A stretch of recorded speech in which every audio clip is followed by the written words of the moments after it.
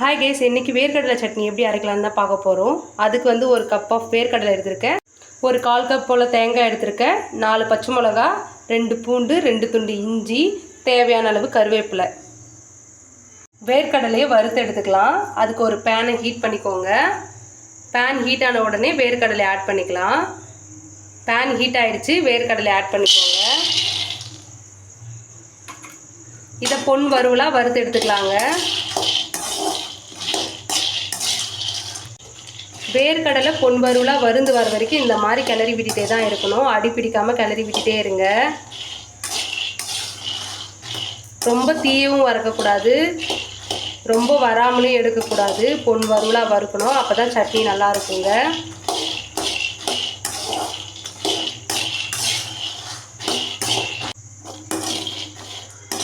வேர்க்கடலை இந்த அளவுக்கு நல்லா வறுந்து வரணுங்க. வேர்க்கடலை வறுத்துருச்சா இல்லையான்னு கண்டுபிடிக்கிறதுக்கான டிப்ஸ் என்னன்னு பார்த்தீங்கன்னாக்கா, வேர்க்கடலை நல்லா வறுந்த உடனே நல்ல வாசனை வருங்க. அதை வச்சு நீங்கள் கண்டுபிடிச்சிடலாம் வேர்க்கடலை நல்லா வறுந்துருச்சுன்னு. தீயை வச்சுட்டிங்கன்னா நல்லா இருக்காதுங்க சட்னி. ஸோ இந்த மாதிரி வறுந்த உடனே ஸ்டவ் ஆஃப் பண்ணிடலாம். வேர்க்கடலை நல்லா ஆற விட்டு தோல் நீக்கி எடுத்துக்கலாங்க. வேர்க்கடலையை தோல் நீக்கி எடுத்தாச்சுங்க. மிக்ஸி ஜாரில் ஆட் பண்ணிக்கலாம்.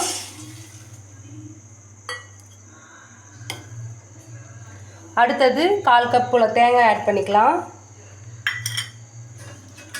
4 பச்சை மிளகா, 2 பல்லு பூண்டு,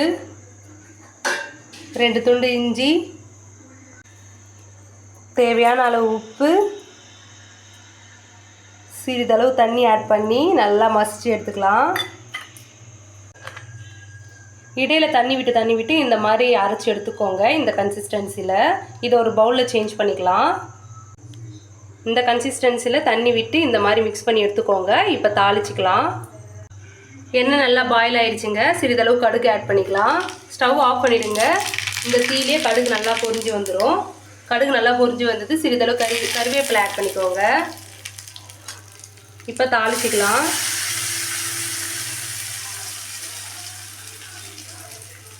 டேஸ்டி அண்ட் ஹெல்த்தியான தேங்காய் வேர்க்கடலை சட்னி ரெடி ஆகிடுச்சுங்க. இதை இட்லி, தோசை, பூரி, பொங்கல் எல்லாத்துக்குமே நீங்கள் யூஸ் பண்ணிக்கலாம்.